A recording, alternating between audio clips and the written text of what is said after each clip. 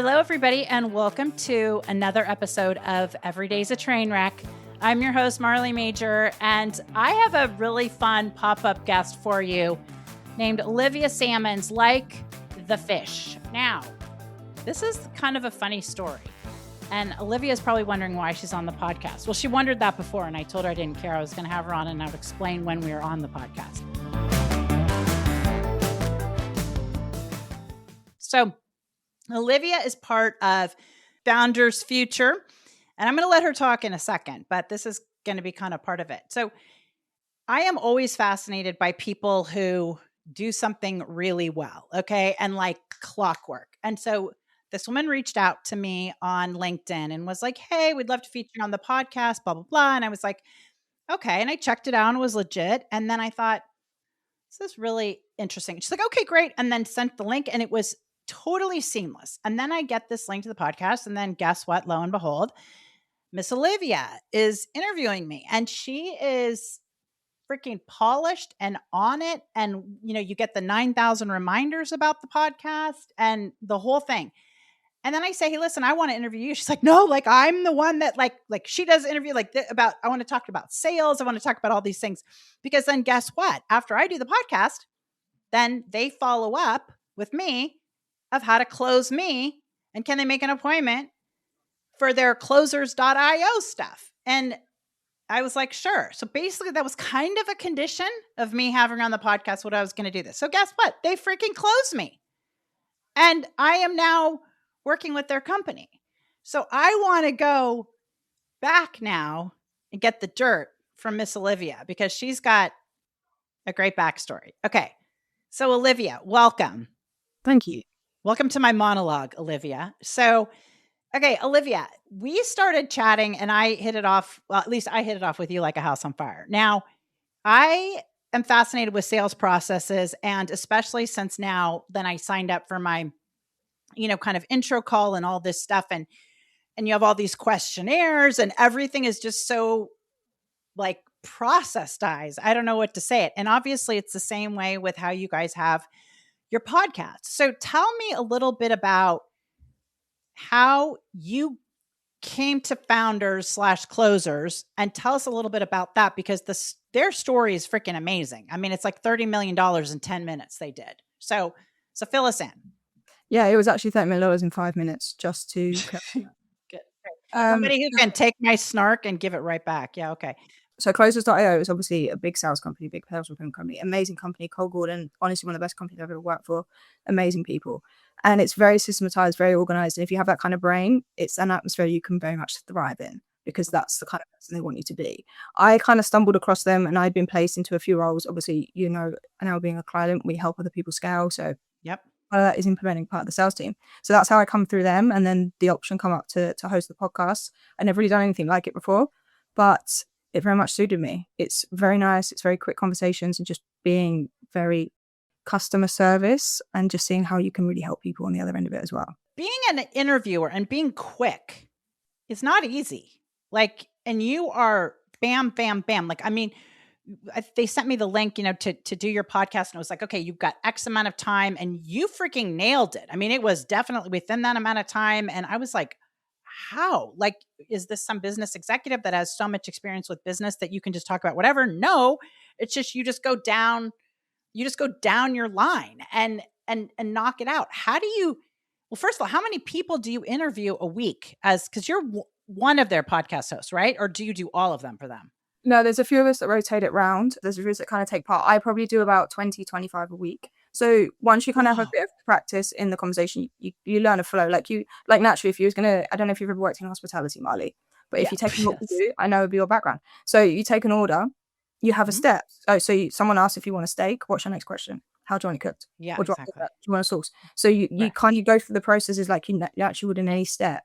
And then from there, it's just adjusting to people's answers. But if you have the common flow, like you will when you're taking an order, you can just adjust it to the same process. Okay, which is fascinating. And the reason I'm spending time on this is because so many entrepreneurs get this wrong. Like we all think in our brains, no matter how I think, no matter how big our businesses are, we say to ourselves, oh, my business is different. It's unique. I couldn't have this sales process. But really at the end of the day, yeah, you could. It doesn't, I mean, it's whether you're taking an order at McDonald's, right? I mean, it's kind of the same framework as like a high-end steak restaurant. It's going to be, you have slightly more steps, but there's still an order. I mean, if you're at McDonald's, you don't start with, thank you for coming. I mean, everything is like basically some version of what can I get for you? And then, as you say, you take the steps down from there. Now, did they pick you to be one of the podcast hosts? Like, how did they suss that out of you? So when you see on the CV, I suppose I'd come out as an appointment setter, obviously, and then move through and kind of progress from there. So that's initially why I reached out to closers. The podcast opportunity just came up and it just was a good fit. And honestly, Marley, my journey on the podcast probably wasn't as clean as it seems. Like, it took me a long time to really adjust to it, to get used to the flow, to get used to the conversation. As much as I know a lot about business, mine's more in like a mama papa sense, not so much in a let's help you scale to 1 million and plus. Like, I know about restaurants, I know about hospitality, so I know how business works, I know how brain works. You just put the two together and it you just get naturally in the flow. I think now, kind of stood out for me personally, more so my character on the podcast. I'm very curious naturally, so I feel interviewing people is a very nice approach. Also, I like to think I'm a very easy person to talk to, and I'm a very good listener. And I'm a very good listener that can then relay that back information. So I think you put all those three things together. Yes, you have a great host. Yes, you have a great waitress. And yes, you have a great salesperson, because they all need the same key qualities, in my opinion. But Olivia, there's a speed factor. I mean, you have a speed processing factor in your brain that few people, I mean, there are very few people that I can talk to who A, talk quickly enough for me, and B, can talk faster than I do and actually make sense. I mean, I'm not talking drunken gibberish, right? And you can do that. I mean, so when you're saying, oh, it wasn't quite as smooth, I mean, how long have you been hosting these podcasts? I started off last March, 9 months, 10 months ago now, nearly coming up to a year. I did it for a couple of weeks. I wasn't very good at it. And then kind of come off it, spend a long time listening to the podcast, really absorbing that information, absorbing what I needed to know. And then I just hop back on it again. And after you do so many repetitions, you just do come naturally. I think, again, I can't speak for everybody, and I really appreciate how nice you are about me, but I think it's just my brain. I have ADHD. I'm from London. Everything you do is half fast paced. It's just me as a character. It's not something you can learn, unfortunately. Maybe you can, and you can teach people. Well, maybe you can. Yeah, but I'm the same way. I have ADHD. Everybody thinks I'm from New York. I'm not, but I might as well be, because it's like bam, bam. Yeah, it's like my brain doesn't go at another speed. Now, what? Yeah. Okay. So what? I'm convinced there's something too about ADHD and sales 100%. And just that whole, like, does your founder talk at all about that or no? Not so much. And it's not so much spoken about in the culture. Obviously, I've mentioned it on the podcast several times. I know, I think I know a lot of my colleagues. I know several of my colleagues have it, and I know they know I have it. But I think it's just more of a neurodivergent thing. I think it's just, you'll know yourself. You have this like feeling you get with people. Like, I knew before you interviewed ADHD, you had ADHD. But you learn to read people very well. I also masked a lot growing up, and now I only discovered it when I was 27. I'm now 30, just for context. So I masked a lot growing up, so I got used to having a lot of conversations with people. I got used to having a lot of conversations with different persons who I am, and just very much blending into the background of a conversation. And sales is pretty much that. It's understanding people, it's reading their character, it's judging how you can relay yourself to them and mimicking their behavior. By the way, good sales has those characteristics. Most people, like, when you're saying blending in, a lot of times people don't think of that as a salesperson. Now, okay, this is fascinating to me, this whole, because obviously neurodivergence and ADHD and all that, it's a hot topic these days. And I think it's going to come to the point where everybody under the sun, I mean, well, it's already coming to the point where everybody has ADD and ADHD, and now everybody's neurodivergent, et cetera, et cetera. But why do you think, because I definitely, whether I masked it or, well, I didn't find out till I was like in, oh my gosh, probably 45 or something, that I had it. And it was only because one of my kids was diagnosed with it. So how did you find out you had it, like at 27? One of my best friends got diagnosed, and she was like, Olivia, you're definitely one of us. Go and have a look. You're one of us? You're one of us? Yeah, I'm ADD, so I'm a little bit of a mix of the two. But it was just essentially that. And I didn't really understand myself growing up. Marley, if you'd met me when I was 16, I probably would have said hello to you in the street. I was a very quiet. What do you mean? I just was a very quiet person. I used to keep myself to myself. I used to wear a hat, have a hood up 24/7. I didn't know how to interact with the world. I didn't understand why I was so different in the way that I was thinking or behaving. And it was just easier to kind of shelter that from people. And then ADHD gave me the confidence to be myself. It was like, okay, you can take this down. Now I understand why I think differently. Now I understand why I do this. So do you, because I say that, I mean, I'm like undiagnosed Asperger's. I'm convinced that there's something else like in my spectrum besides just ADHD, because like you're saying, there's certain parts of your brain, you're just like, gosh, why does everybody else seem to sort of flow along in the world, right? And like can be in high school and have normal conversations with people and quote, be cool and all that stuff. And I just felt like the whole time I just was one step away from putting my foot in my mouth. Yeah. But the shyness piece, that just blows my mind. So how do you go from being shy to being like was it just the diagnosis? You're like, oh, now I feel better because I feel validated? I think it just gave me a little bit of a spring in my step. Maybe the validation, yeah, for myself. It was nothing else anyone did. It just helped me come out of my shell. It was more like, okay, I understand why I'm like this. I can say what I want. I don't have to be scared. Because it was like a syndrome. It was like I offended people. I said things wrong. I was either too aggressive or like too reserved. Like I just could never kind of put my foot right. So I just found it better to just kind of pull myself away. But I'm still very much introverted. Obviously, you've only known me on podcast or through Zoom. I'm still a very calm, relaxed, very quiet person. I just have that tendency to be able to talk to everybody in the world and speak when I want to speak. I have that ability to switch on and off. Crazy to me is how can you go from the speed at which you speak and your brain obviously is firing to when you say you're calm? Like, is there somebody in your world that can actually send me a testimonial to say you're calm? Because that's really hard for me to believe. I'll get my best friend to send you over. I actually live with her, so she'll be a good one. She'll send you over a testimonial. And when I say calm, my brain is still going. I just don't speak. Yeah. I just don't. If I haven't got the need to speak, I'm not the person that will speak. Okay, but do you like chew your nails? I mean, do you do something to get this?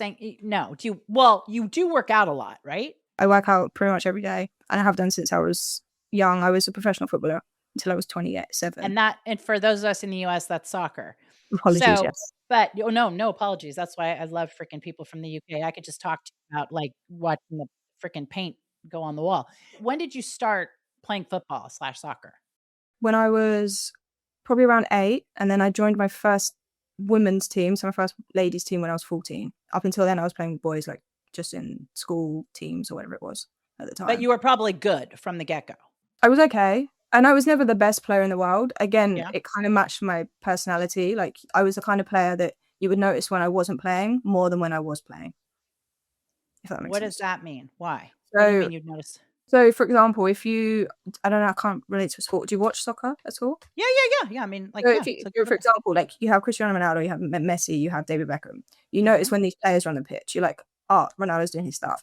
But you have like a more reserved player, like for example, I don't know if you know Michael Carrick, or players like this who do a lot, but no one sees them because they're not doing a lot. So you're the covert ops of football. I'm the ops. I'm the back end system. You're do everything and then leave. Yeah. You're the Russian spy. You're the honey trapper. Yeah. I used to get called Roadrunner. Okay. Now it's starting to make sense. Okay. And sports is obviously competitive. You didn't get to where you were because you weren't competitive. So that I think translates to sales, right? Because it's like being in competition for anything, whether it's being in competition with yourself, etc. And how do you think this company decides? Because I know that the I don't even know what are the words when they say like the setter, the closer, all these different words that they were using, even while I was having my like intake interview, whatever. I'm just like, oh my God, it's literally everybody, as you said to me before, has a position, right? Like, what are those sales positions kind of? Like you have the woman who reaches out via LinkedIn, right? What do you call that? So for us, if you call it prospector, you can call it a lead generation specialist, however you want to do it, appointment setter. There's several words for it. But it is, everyone has their place, so you pass it through. Again, like you would in a team. You wouldn't put your goal in the front end because that's not what they're good at. So you keep them in goal. Right. You keep your closer behind because that's what he's good at. That's where he's best. And then you have the setters in between that kind of nurture everything through. And then the closer on the end of that. So it's coming through. But see, I don't know why when you explain it, it makes sales so much easier to understand, but it really does, because I can't tell you how many times like entrepreneurs or how many conversations I've had with coaching clients or whatever, where they're just totally overwhelmed by the sales process. But it really is about like the leads coming in, or more importantly, like your lead generator, your setter, she's going out prospecting, right? I mean, she was like actively, how many of the, I mean, if you could just guess, because you might not know the answer, but how many people come to you and say, hey, I want to be on the podcast? Not you necessarily, but your company, versus you guys going out and getting people? Very rare. We've had a few that have reached out. Interesting. Otherwise, you're dialing for dollars. So you're searching LinkedIn profiles. Yeah, having a lead gen is like running ads, but more direct. It's outreach. It's just cold outreach. So you're just hitting people with messages. If they don't want to come, they don't want to come. That's up to them. I mean, well, the lead gen people, to me, they have a little bit of the sales component in them because they probably have quotas or whatever. But the person who's nurturing it all the way, like to get to you, that's a different skill set to me. Fully. That's I a mean, very skill set. you know, like that like constant follow up and like continuously nurturing it through, it makes me lose my mind. That for me, so I've done that role before for several companies, Mm-hmm. whether it's inbound, outbound, whatever it may be. That's kind of where I lie. That's my like specialty rather than actual speaking, because you do have to be quick. You have to be on the ball. You have to be very organized as well, because you send like, for example, for some people, like when I was doing cold, like for previous offers I'd worked on before I hosted the podcast, like I was sending near enough 400 text messages a day, 500 text messages a day. What? Yeah, and then you do follow-up sequence on top of that, then you do cold calling doors, like you're on calls all day long. So you get used to having very, very good systems that you can apply to everything. So like for me, when people talk about sales and they say it's all sleazy and whatever, and what you're saying there, all the jargon that people use, sales is very easy. It's a very easy process. It's just organization and structure. And closers, that's how we teach people. You will know yourself. It's organization and structure. I am okay. So you are, I'm still stuck at you sending 400 texts a day. Yeah. So how did you decide on the 400 people you're going to text? Like did they teach you to come up with a profile and then you just create the list and you just start hammering them? Yeah, or like most people have a CRM. So you bring in leads and you have a CRM and you just message through a CRM. That's a very easy way of doing it. Yeah. Another one is prospecting. Yeah. So you'd go out and filter through, find emails, find numbers. And then once you've got their number, you can just keep texting it. Start dialing for dollars. Don't get me wrong. I understand on the other side of for sales, like I don't like being sold to, so I get it. But in my point of view, sales is only motivation. If you have something where you can actually help someone with, you should do your utmost to help them with that problem. If they want to say no, they feel free to say no at any point, and I will stop texting them, I will stop harassing them, or whatever else. Right.